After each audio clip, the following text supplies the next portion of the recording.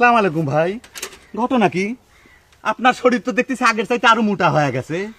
আপনাকে না কইছিলাম যে শরীরের উপর একটু কন্ট্রোল রাখবেন। ডাক্তারের কথা যে আপনি কানেই তোলেন না, সেটা কিন্তু আপনার শরীরের অবস্থা থেকে বোঝা যাচ্ছে। কে এই তোমাকে না কিটা ডাক্তারি করার জন্য ডাকিছে?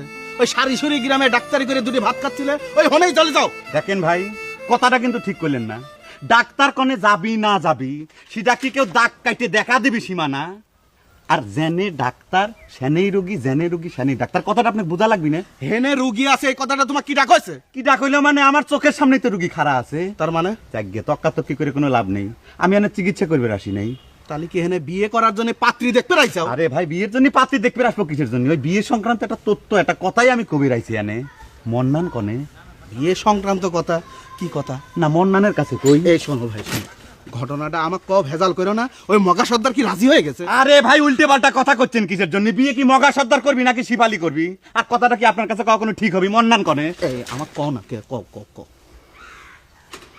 আপনার ইচ্ছে দেখে তো আমার মনে হচ্ছে আপনার কই, কিন্তু ক ঠিক হবে না তারপরেও করছি। কান্ডাই গেন ছাতা পরা কান্নে কি জন্য চলেন?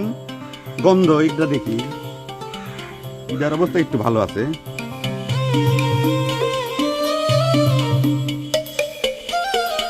বুঝছেন? শোনেন, আর একটা কথা, ইদার একটু যত্ন নেবেন, না হলে কিন্তু খসা হয়ে যাবেন। ইদার অবস্থা কিছুটা ভালো আছে। যাক গে, মন্নান কনে একটু বসি। আসো। তুমি কি শুরু করেছ এখন? আমাকে কামে যাবে দিবে না তুমি? আবার কোনো কথা করতে কিছু জন্য দিত।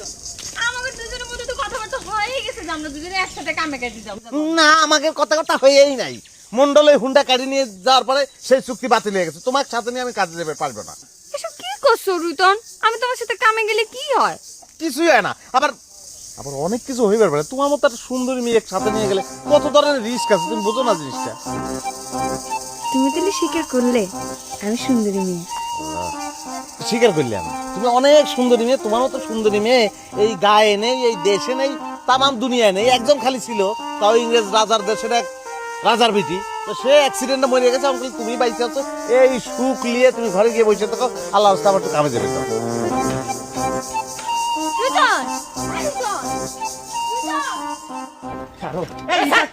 মন্নান, এর ভিতর কিন্তু হোমিওপ্যাথি এলোপ্যাথি শিশি বোতল আছে। দেখো নে, এটা কিন্তু ঝাঁকি লাগে ভাঙিয়ে যাচ্ছে মন্নান। তো আজকালে তো এত বাজে কথা কও দাঁড়া।